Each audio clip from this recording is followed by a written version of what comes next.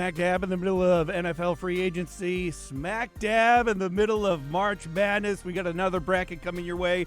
I'm Kevin Carroll. Welcome to the Buffalo End Zone Podcast. Jon Scott on vacation this week. I was off last week. Taking a good week. Yeah, right.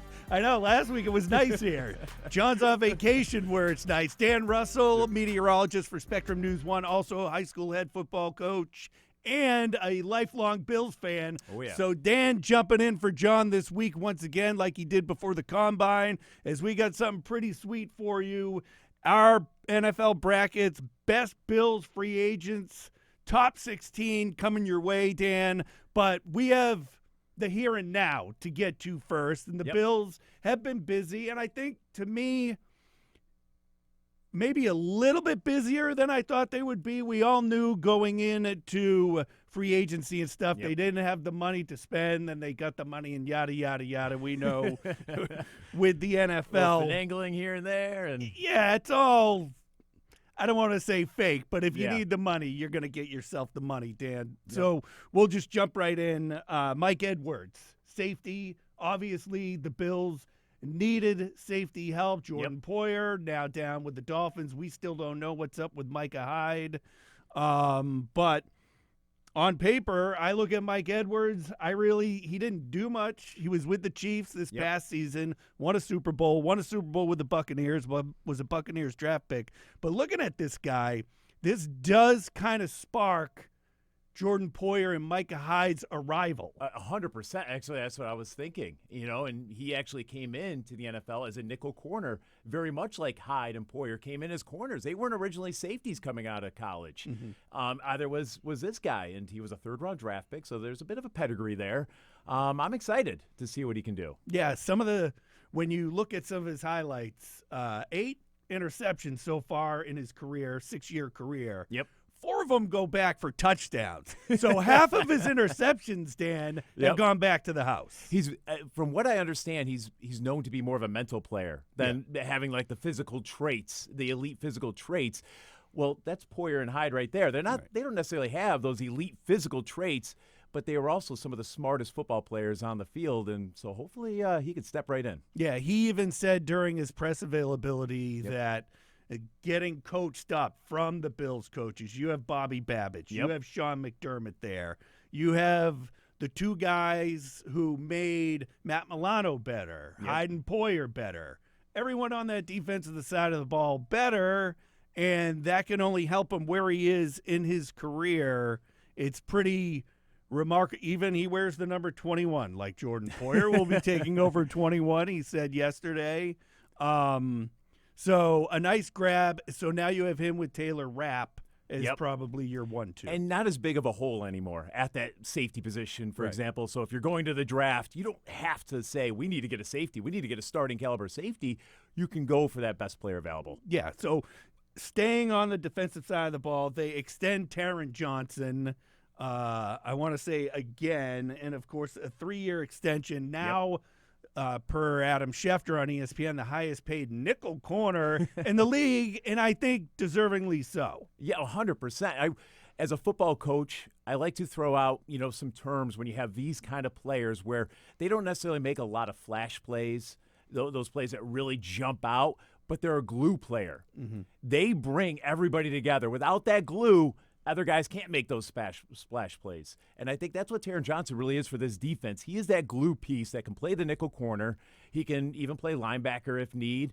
So he's multifaceted and can do a lot of things there. And with Hyde and Poyer not on the roster right now, and where he is as far as a veteran leader goes, he's probably the guy. He's the guy. I mean, with all due respect to Mike Edwards, he's got some adjusting to do and whatnot. Taron Johnson right now. Tre'Davious White's gone. Yeah, Tre'Davious White's gone. I mean, you have your guys up front. You have Matt Milano should be in.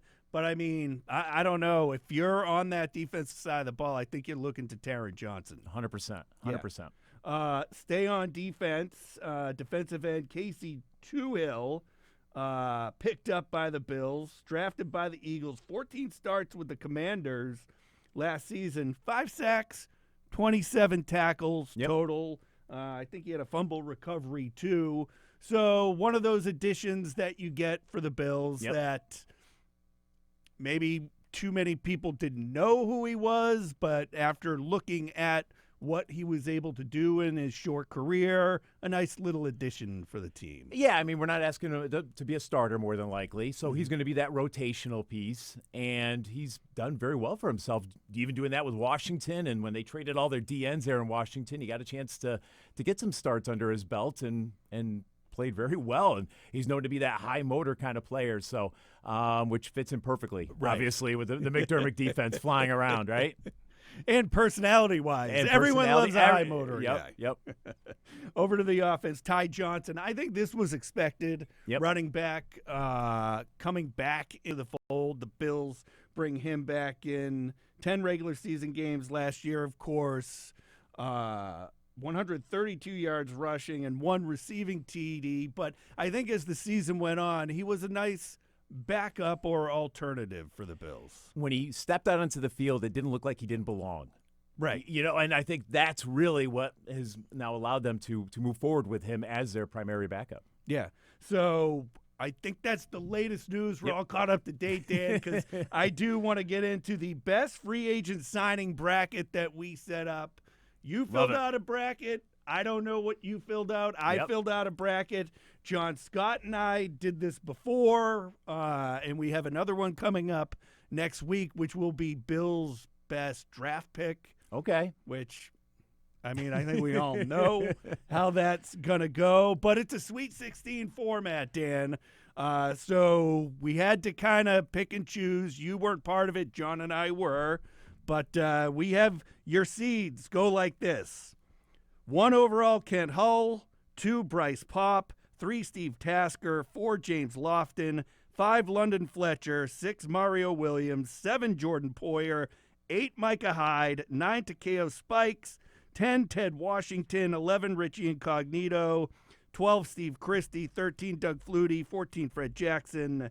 15, Ryan Fitzpatrick. Terrell Owens at 16. So we start off with Kent Hull versus T.O. in this one, Dan. And as your 116 normally is, this one pretty much a layup, to use a basketball term for myself, with Kent Hull moving on, even based on the fact for me, just from what Jim Kelly has said on how that offense called the K-gun wasn't for Kelly. It was for Kent because they wouldn't have been able to do it without the man at center. Absolutely. I mean, you have the big splash, obviously, with T.O., but then you have the longevity, the career, everything. I mean, it's easy, right? Kent Hull, and we were talking about this off air. You know, I tell my guys all the time that when it comes to the offense, obviously the quarterback, the most important position.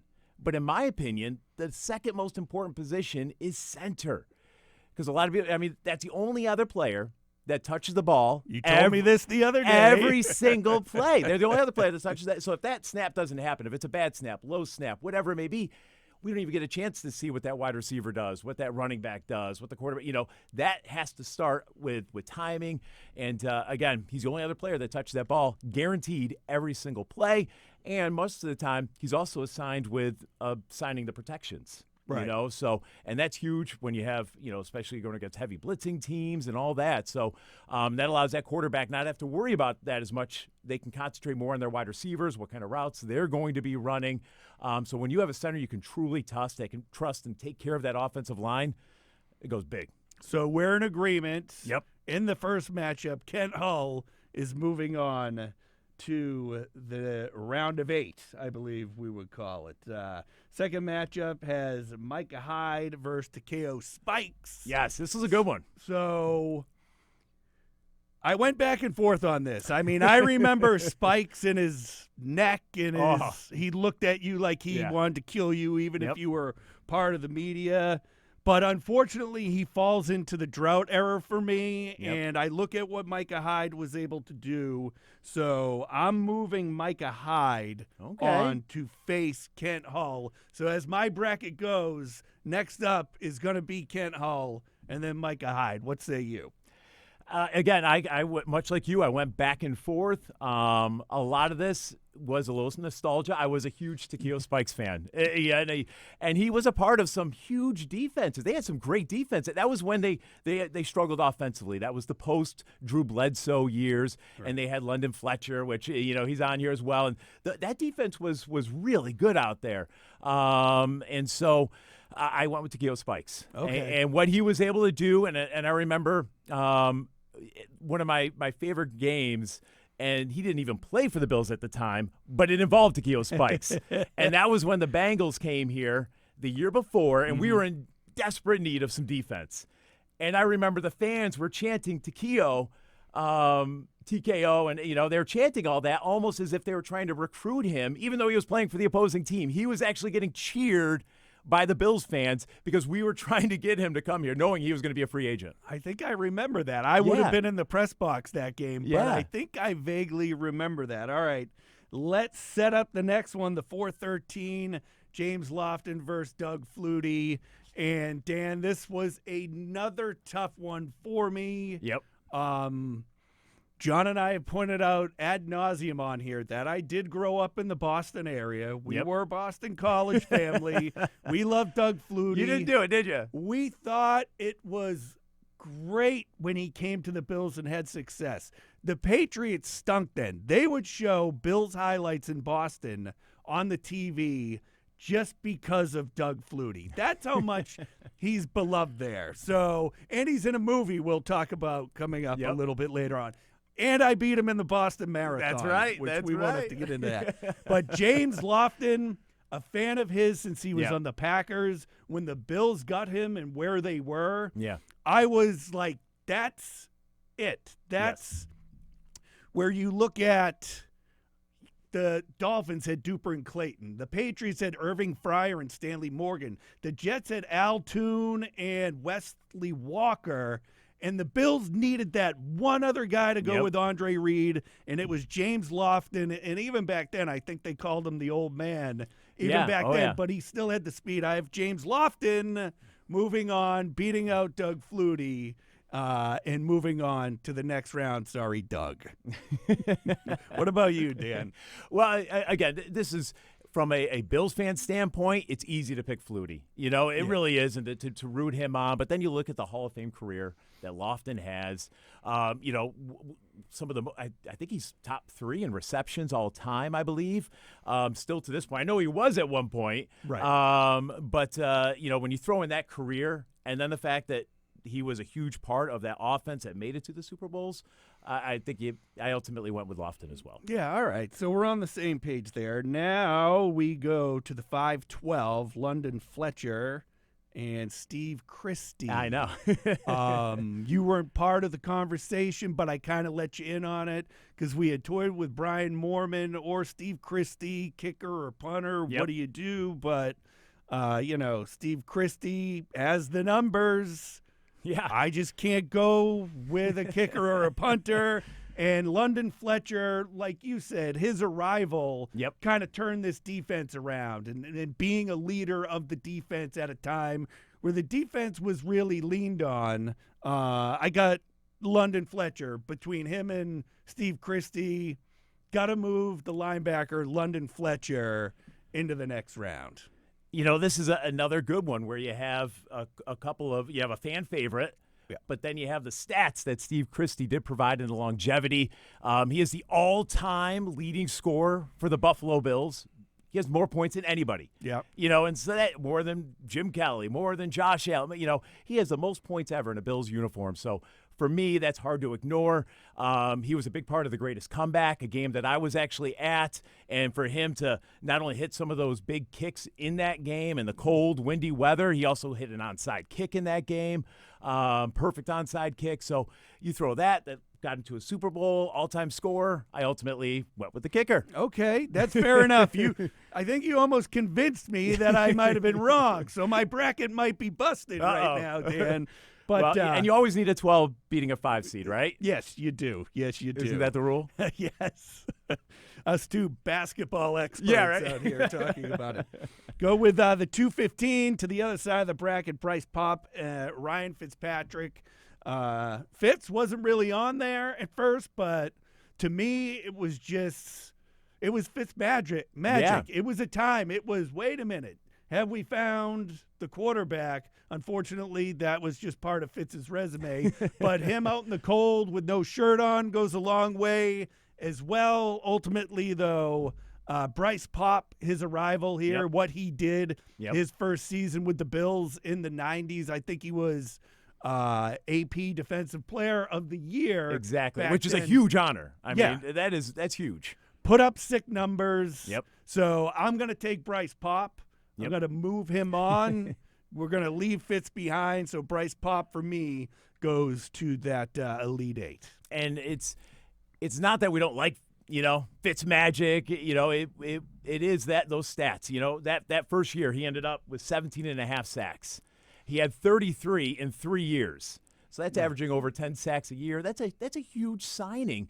And so I ultimately went with Bryce Pop as well. And as much as I love Fitzpatrick and he's becoming part of more of the cultural lore of being, Bills Mafia, just from a on-the-field standpoint and what he did to that kind of level. It wasn't just good.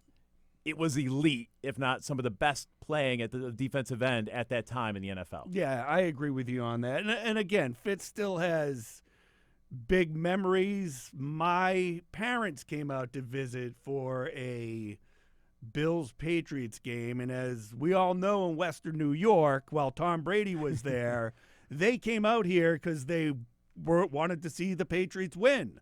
So why not go to Buffalo and see it? Well, that was the game where Fitz and Fred Jackson had a big game, and Tom Brady had to sit there on the sideline and watch the Bills run out clock, kick the last-second field goal. So that Fitz magic from that game, the Raiders game, the Eagles game, really good. But again, Bryce Pop, he's the one moving on. The 7-10, Jordan Poyer. We brought him up earlier. He's the number 7.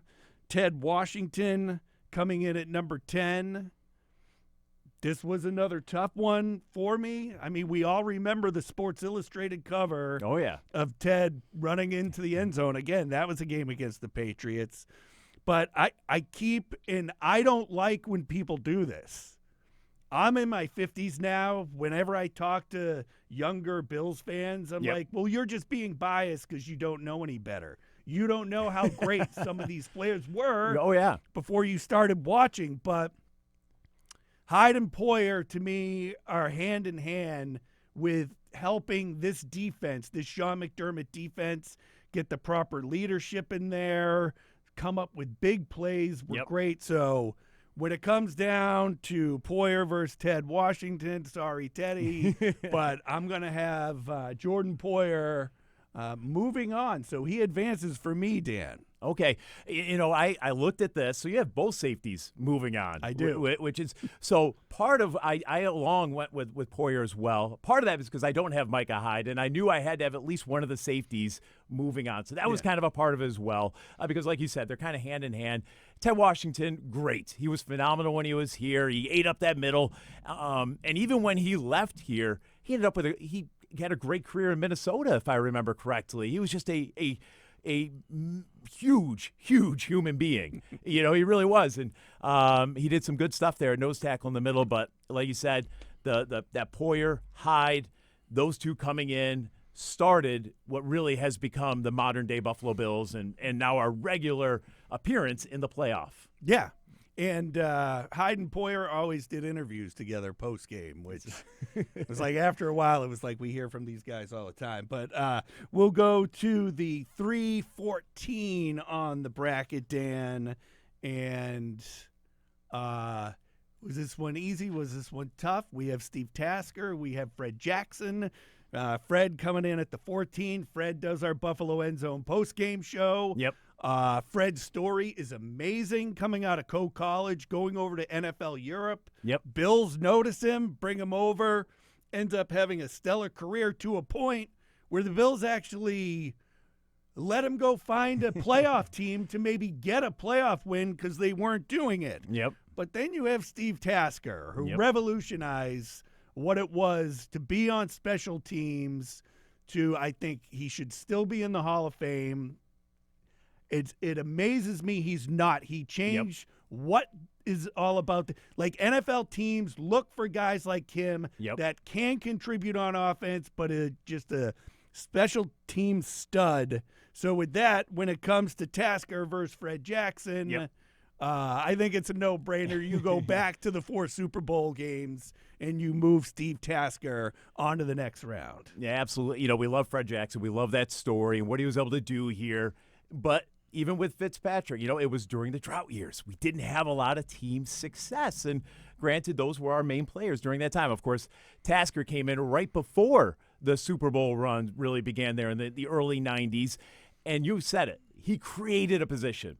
There really wasn't a special teams ace prior to him. And he did things regularly on that football field, being the first guy down the field to make that tackle. I remember, I think it was against the Rams opening day. I don't remember what year, but opening kickoff, opening day against the Rams, just lit up the returner. I mean, just huge. And then now you throw in his playing career, the fact that, yes, he should be in the Hall of Fame. Now with what he's become a part of this community, we talk about cultural lore. I mean, whether it's the commercials, the hype video, yeah, exactly, the hype video is his own show, and just where he has become a part of Buffalo in general. I had to go with Steve Tasker. Yeah, so we both have Tasker moving on. All right, that'll bring us to the 6-11 matchup. Mario Williams versus Richie Incognito in this one, Dan. Yep. Incognito was such a up and down career with all the off-field stuff and the stuff with the Dolphins. Can't have him moving on. Now, with Mario Williams, maybe it didn't work out 100% the way we all thought it would, but the whole story behind that, like this to me, when Mario Williams was signed, this was when things started changing with Twitter, with social media and stuff, with Mario Williams was seen at this place, Everyone joked, like, you work in a newsroom. It's like someone just get out in a news vehicle. He's still here. We'll let you know where he is, and he comes out here this time of year, and wouldn't luck have it, it's upper 50s, mid 60s while he's on his visit. So I don't need to tell you, you're the meteorologist, but when you're coming out to Buffalo, that's a better way to get someone here than 6 feet of snow. Yeah, absolutely. And I think we look at the contract Mario Williams signed, and ultimately we look at that as a negative, right? Because that contract, nobody hardly ever is going to ever live up to that size of a contract at that time. But ultimately, when he was here playing, he had some success. I mean, was he elite? Maybe not. Right. But was he at least above average? Absolutely. I mean, he had several years there with double-digit sacks, where he didn't lead the NFL, but he wasn't too far from them every year. He had several years of success. Just never could live up to that monster of a contract, but that doesn't mean he wasn't a good player. So ultimately, had to go with Mario Williams as well. As far as the brackets go, I have Mario Williams moving on, and Dan has Mario Williams moving on to take on Steve Tasker. We'll go to the Elite Eight. You now have my side of the bracket, Dan, which is Kent Hull versus Micah Hyde in this one. And this was tough for me because you have Kent Hull, who was a crucial piece of the Bills during the Jim Kelly era. You have Micah Hyde, who I feel was, and again, this is my bias of never playing offensive line, who just was there as part of this whole turnaround. Now, the Bills haven't gone to 4 Super Bowls in a row, but they're a regular contender now, and I called the upset on this one. I had to do it. So between Kent Hull and Micah Hyde, I moved Micah Hyde along to the Final Four. Wow. And again, this is position bias. Sure. And bias of what's happened the last 10 years or so. And I'm sorry, but just being an offensive line did it for me. Well, I haven't mentioned this yet, but I was a former offensive lineman, so I do have a love for the big uglies, as we like to call them. I even tell all my guys, even on the practice field, when I get a chance to, during the offseason when we do lineman OTAs and I'm just working with the offensive line, I always tell them, my heart's with you guys, and so you guys really decide the football game here, where I still look back at games are won and lost in the trenches, and I've heard. And then you throw in his career center. I have Takeo Spikes, that moved on, not Micah Hyde. Yeah. And as much as I loved Takeo Spikes and the player he was, ultimately couldn't ignore what Ken Hull meant to that 90s team. All right. So he's moving on. We're starting to get more split. Yeah, it's interesting here. I think we're going to have a different chant for each of us. The next matchup for me now puts James Lofton against London Fletcher. Okay. And to me, this was just a slam dunk again for me as far as offense versus defense. What bringing in that wide receiver caliber just gave that Bills offense that little edge, and what London Fletcher was able to do with those teams that were struggling but had a good defense was great and all. But number 80 running down the sideline, give it to me. So smooth. Give me James Lofton moving on to the next round. And I even know, I think he wore 86 his first year here. Wow. I don't even remember that one. Because I've been watching old. Always thought he was 80. I like watching old NFL games on YouTube from when I was a kid to see if I remember them the same way. Yep. And I believe the playoff game against the Browns I had on the other day, he had 86 on. Okay. So just throwing that out there. Interesting little fact. I love it. I have James Lofton moving on. All right, and if you take a look at my bracket, I had Lofton getting out of the first round as well, but I also had Steve Christie, the 12 seed there. And as great as Lofton was, he's also known almost as much so for his time that he spent, with other teams, whether it was the Redskins, Raiders, and I believe there's one other team in there, the Packers as well. Whereas Christie, he had the longevity. Mm-hmm. And so I have a 12 seed. I have a kicker. All right. Making the Final Four there. Steve Christie moving on. Go to the other side of the bracket. It's a Cinderella story. You have Bryce Pop versus Jordan Poyer for me, Dan. And John will tell you this. I tend to contradict myself.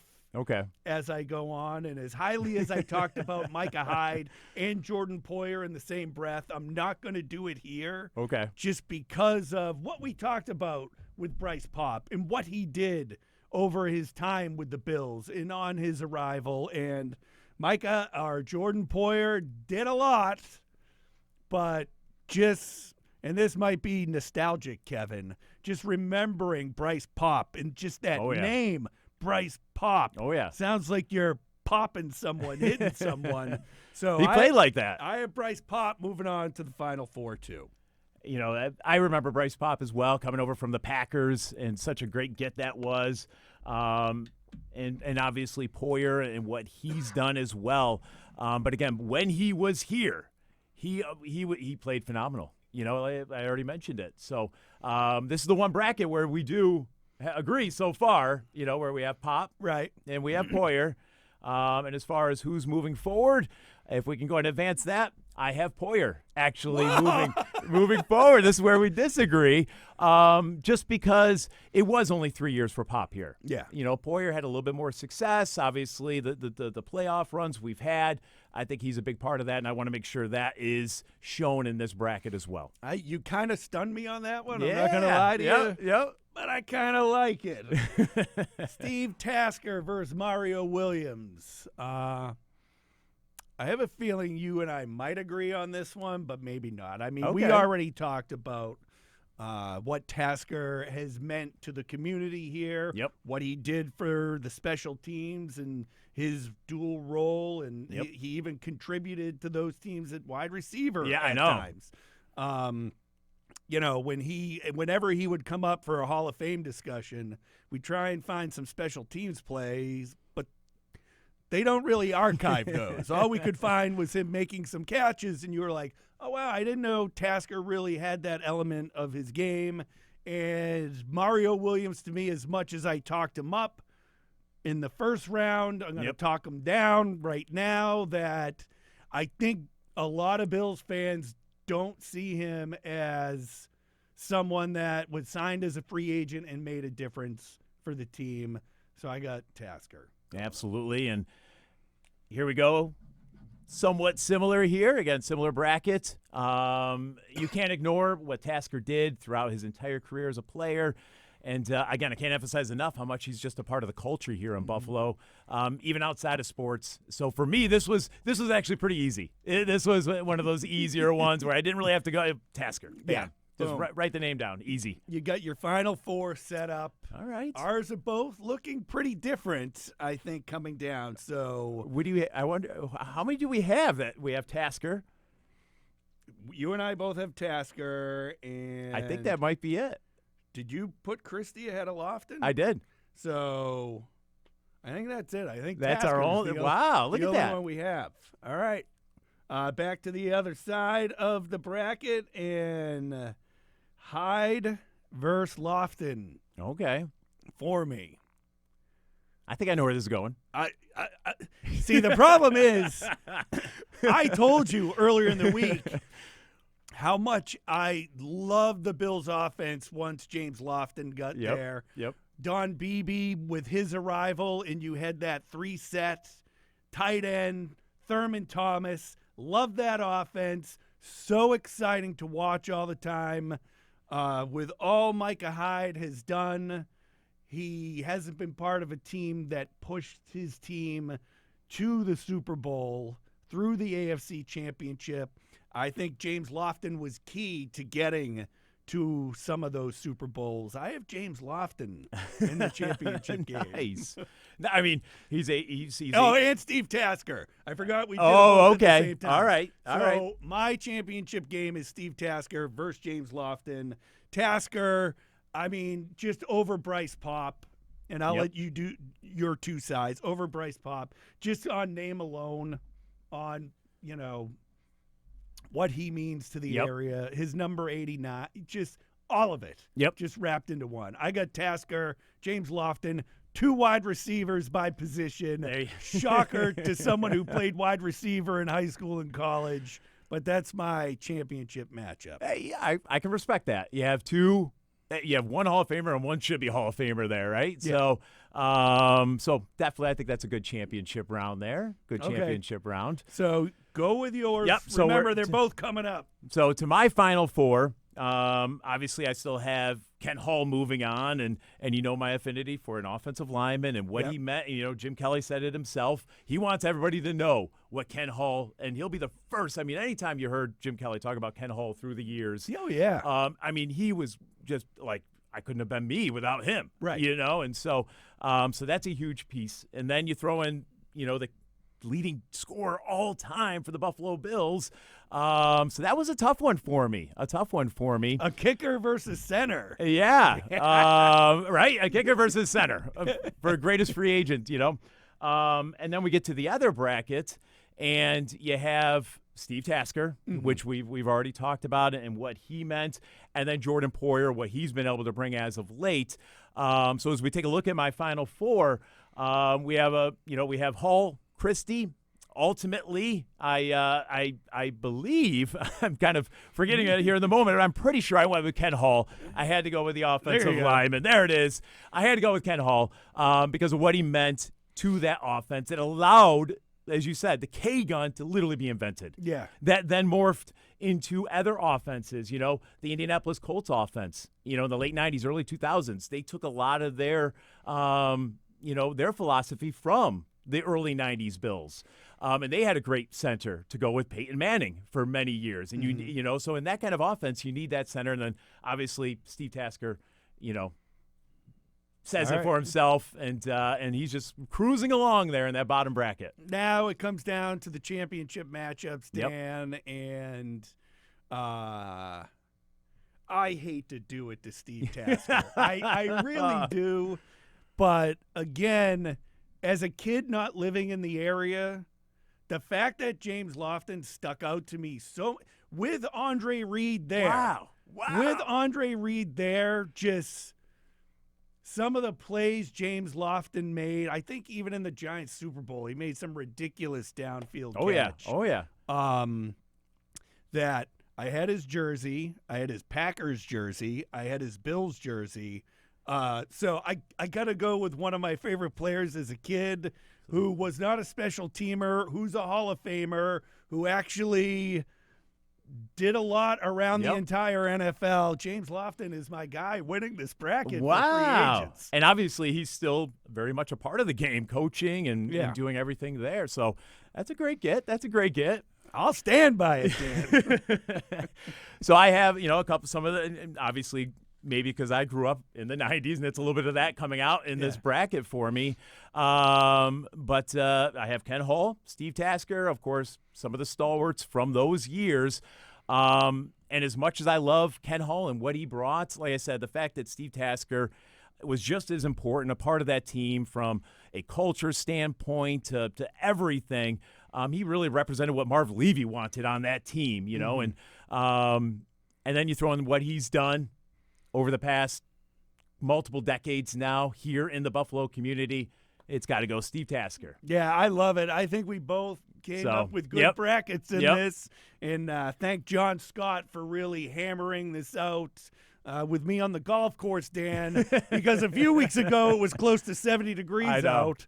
And now it's not even getting out of the 20s. But I'm not a guy to blame the weatherman. Don't blame me when your team loses.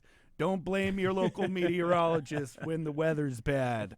All right, Dan, thanks for that. We always do a lot of fun. We always do a little 3 and out before we wrap things up. They're not really always football-related topics.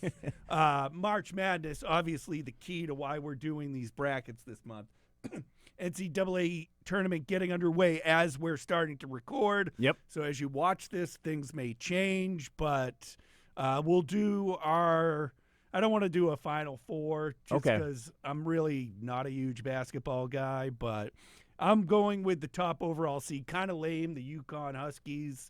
But just doing the research that I've done, and again, I was joking around earlier on air. I was in Connecticut, so I heard how good they were a lot on Connecticut news. So I'm going with the Huskies as the national champions. All right. Well, like you, I must admit, I'm not a huge basketball fan, so I don't really know a whole lot about college basketball.